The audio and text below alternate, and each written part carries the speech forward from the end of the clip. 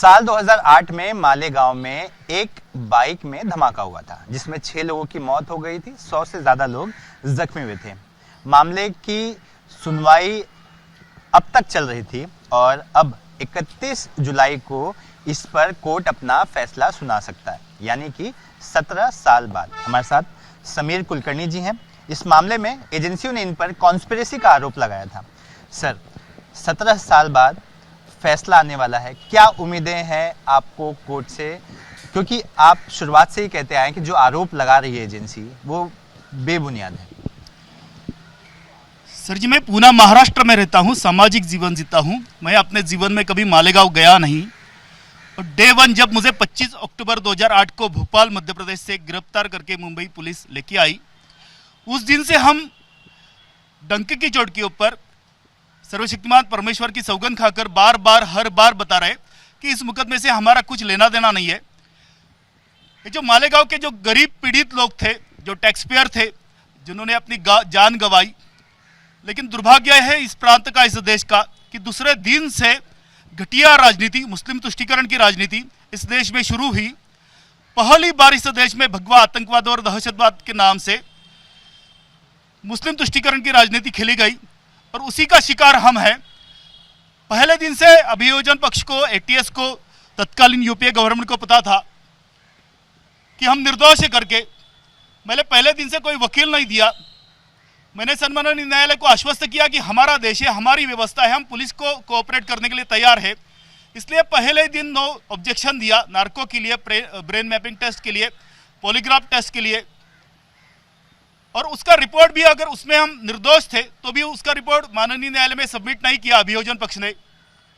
मुझे पूरा विश्वास है कि 2 दिन के पश्चात 31 जुलाई को तकरीबन 17 वर्ष पश्चात जो हमें सत्य पता था, जो यूपीए गवर्नमेंट को सत्य पता था, जो एटीएस को सच पता था, और दुनिया को पता चलेगा हम पूरी तरह से निर्दोष थे।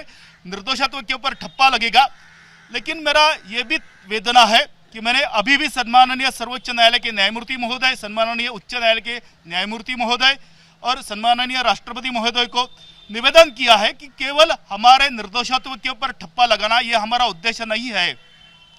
गत 17 वर्षों में जिन्होंने अपने अधिकारों का दुरुपयोग किया, गत 17 वर्षों में बार बार सम्माननीय न्यायालय का विश्वासघात कर झूठ बोला, हमारे असहायता का गैरफायदा उठाया, हर इलेक्शन में इस मुकदमे का सभी पार्टियों ने जो भी घटिया राजनीति खेली है, तो इन सब का जिम्मेदार कौन है? हमारा जिंदगी का 17 वर्ष कौन लौटाएगा?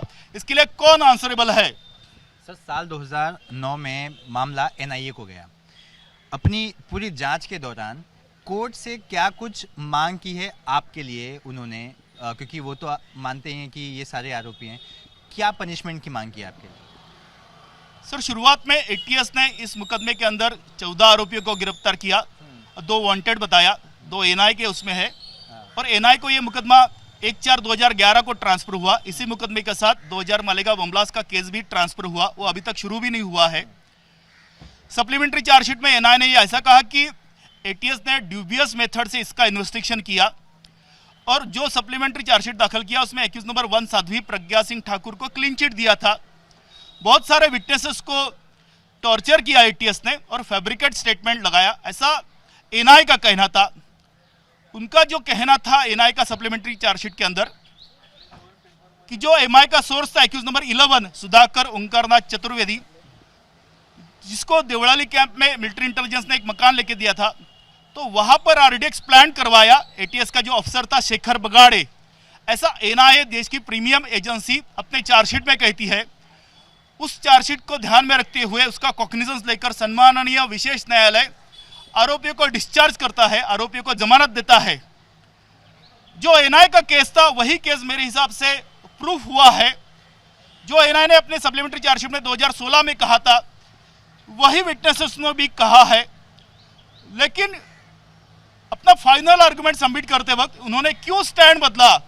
जिस साध्वी प्रज्ञा सिंह ठाकुर को क्लीन चिट दिया था, जिन आरोपियों को जमानत देते वक्त नो ऑब्जेक्शन दिया था, उनको अभी सजा की मांग, सभी के सभी 7 ही आरोपी को सजा की मांग अभियोजन पक्ष ने किया है। तो यह कौन सी मजबूरी है कि 17 वर्ष के बाद भी विद्यमान सरकार, अभियोजन पक्ष, देश की प्रीमियर एजेंसी एनआई सच नहीं बोलती है न्यायालय के अंदर? तो ये मेरे लिए बहुत वेदनादायी है। लेकिन मुकदमा चलता है एविडेंस के ऊपर, मुकदमा चलता है जो कोर्ट के अंदर जो रिकॉर्ड है उसके ऊपर। सरकार ने अपनी बहुत सारी मनमानी कर लिया है। हम भारतीय है, हम वो सर्वशक्तिमान परमेश्वर विष्णु का अवतार मानते हैं। तो पीठासीन अधिकारी महोदय, सम्माननीय स्वायत्त सार्वभौम न्यायालय महोदय, न्यायाधीश महोदय, जो सच है उसको अधोरेखित करेगा और सभी आरोपी इस मुकदमे में डिस्चार्ज होंगे, ऐसा मुझे पूरा विश्वास है। सर, 17 साल का लंबा सफर, कितनी तकलीफें अब तक आई हैं, क्योंकि अभी तक तो आदेश आया नहीं है, लेकिन अब तक का जो सफर रहा, क्या उसे आप बयां कर पाएंगे? सर, स्वाभाविक रूप से जो सभ्य और स्वस्थ समाज के व्यक्ति होते हैं वो पुलिस से डिस्टेंस मेंटेन करते हैं। बहुत संगीन आरोप हमारे ऊपर लगे, आतंकवादी बना दिया गया, यूएपीए का चार्ज था, दहशतवाद आतंकवाद का चार्ज था। तो हम स्वतंत्र भारत के करदाता भारतीय नागरिकों के ऊपर बेगुनाह होने के बावजूद हमारे ऊपर आतंकवाद का चार्ज लगाया और कम से कम 1000 के ऊपर लोग, उस वक्त 2009 का आम चुनाव सामने था, तो ऐसे बहुत सारे देश के जो कांग्रेस के विरोधी लोग थे उनको उठा के लेके आए थे। तो जो साक्षीदार नहीं बने उनको विटनेस बना दिया, जो पैसे वाले थे उन्होंने पैसा लेके छोड़ दिया। मैं पूरा विश्वास के साथ कहता हूं कि परमवीर सिंह, मैं उसको परमवीर सिंह नहीं कहता हूं, मैं उसको परम क्रूर सिंह कहता हूं। अगर आज परमवीर सिंह के पास अगर 100 रुपया है तो उसमें से 20 रुपया केवल इस मुकदमे में झूठे निर्दोष भारतीयों को फंसाने के एवज में उन्होंने बहुत सारा पैसा ऐंठा है, लूटा है, बहुत करोड़ रुपए की संपत्ति इकट्ठा की है परमवीर सिंह ने। आज वस्तुस्थिति यही है कि यही परमवीर सिंह और यही मुंबई के जो पुलिस ऑफिसर है, यह ट्रायल के दौरान मुंह छुपा के बैठे। उसमें से केपी रघुवंशी साहब है जिन्होंने एटीएस का चार्जशीट दाखिल किया, परमवीर सिंह है, अरुण खानविलकर है, सचिन कदम है, ऐसे बहुत सारे जिन्होंने एटीएस को लीड किया, इस केस को लीड किया। तो वो ट्रायल के दौरान एक दिन भी न्यायालय के अंदर नहीं आए। मैं ये बताने की कोशिश कर रहा हूं कि जो भी हमको मिलने के लिए आता था, यानी साध्वी प्रज्ञा सिंह ठाकुर जेजे हॉस्पिटल में एडमिट थी, तो यहाँ के किसी सेवाभावी मंदिर ने उसको खाने का टिफिन भेजा। तो जो टिफिन लेके गया जाने वाला बंदा था, जो साध्वी प्रज्ञा सिंह ठाकुर को नहीं जानता था, तो उसको उठा के लेके जाए, उसका नाम था ब्रह्मचारी करके, दिल्ली में उसको 5 दिन टॉर्चर किया, उसने अपनी जान देने की कोशिश किया। तो मैं नहीं तो ऐसे बहुत सारे आरोपी, उनका परिवार वाला और बहुत सारे साक्षीदारों को पुलिस ने टॉर्चर किया। इसलिए हम भी किसी के नजदीक नहीं गए, हमने स्वाभिमान के साथ ये लड़ाई लड़ी है। पहला दिन से मेरा कोई वकील नहीं है, एक पल मैं न्यायालय के अंदर लेट नहीं गया, ना ही मेरा एडजमेंट एप्लीकेशन है, ना ही मेरा एग्जामिशन एप्लीकेशन है। मैंने बार बार मुकदमा चलाने के लिए मुंबई उच्च न्यायालय में आवेदन किया, 26 बार मैंने अनशन किया, राष्ट्रपति भवन के बाहर अनशन किया मैंने। और आज 17 साल के बाद में इसमें मैं मुंबई के प्रचार प्रसार माध्यमों का भी बहुत बड़ा योगदान मानता हूं कि उन्होंने हमारी आवाज़ सरकार तक सुनाई। जो जिम्मेदार थे उन्होंने अपने कर्तव्य का पालन नहीं किया, ऐसा भी मेरा कहना है। हमारा जिंदगी का 17 वर्ष कौन देगा? हमारी भारत के अंदर हमारी प्रतिष्ठा जो छीन लिया गया, हमें अपमानित तरीके से जीने के लिए मजबूर किया गया। मैं पुणे रहता हूं, मुंबई में मेरी निवास व्यवस्था नहीं हो पाई, मैं हर दिन पुणे से मुंबई आया, हर दिन हमारा मुकदमा चलता था, सोमवार से शनिवार तक। हमने सालों साल ना त्योहार मनाया, ना किसी के फोन के ऊपर बात किया, ना किसी के घर पे गए।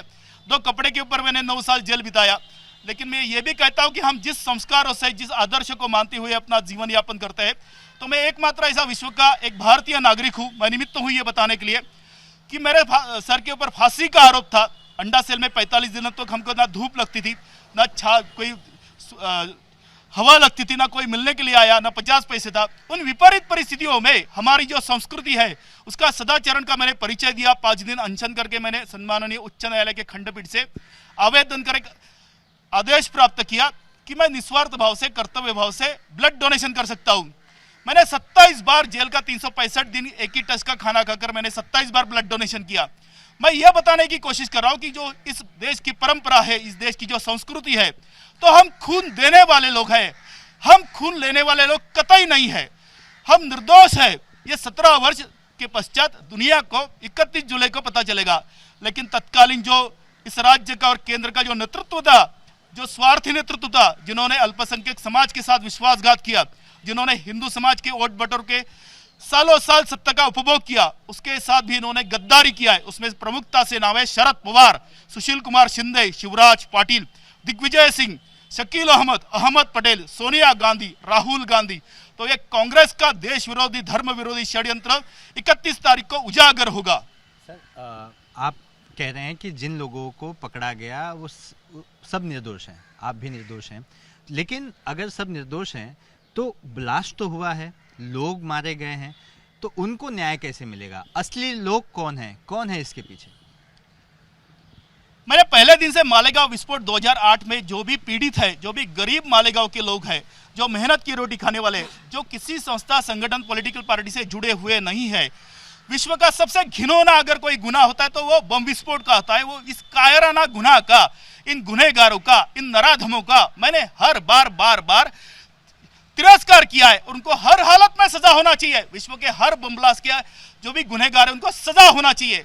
लेकिन दुर्भाग्य है इस देश का कि अपनी राजनीतिक रोटियां सेकने के लिए इन्होंने गुनहगारों को पकड़ा ही नहीं और निर्दोषों को पकड़कर यह हिंदू मुसलमान का राजनीति चलाया। मुस्लिम तुष्टीकरण का आधार के ऊपर 2009 का आम चुनाव सामने रखकर इस मुकदमे का इन्वेस्टिगेशन किया। अगर इन्होंने 2006 मालेगांव विस्फोट का अगर सच्चाई से अगर इन्होंने इन्वेस्टिगेशन किया होता तो 2008 का बम विस्फोट नहीं होता था, 26/11 का मुंबई का बम विस्फोट नहीं होता था। लेकिन सरकार के नीचे काम करने वाली जो भी एजेंसी है वो सरकार के लिए काम करती है। यह स्वायत्त यंत्रणा नहीं होती है, यह सक्षम है, यह समर्थ है। वर्दी विरासत में नहीं मिलती है, लेकिन इनको सुनना पड़ता है सत्ताधारियों का। इसीलिए मैं कहता हूं कि मुझे नहीं पता, मैं सक्षम नहीं हूं, लेकिन यह देश सक्षम है, ये एजेंसियां सक्षम है कि गुनहगारों को पकड़कर उनको फांसी दिलाने के लिए। लेकिन अगर इनको जब तक स्वायत्त नहीं करते तब तक ये अपना कर्तव्य का निर्वहन नहीं कर पाते हैं। और जो भ्रष्टाचारी है परमवीर सिंह जैसे, इनको भी क्यों प्रोडक्शन गवर्नमेंट देता है आज भी मुझे ये समझ में नहीं आता है। धन्यवाद।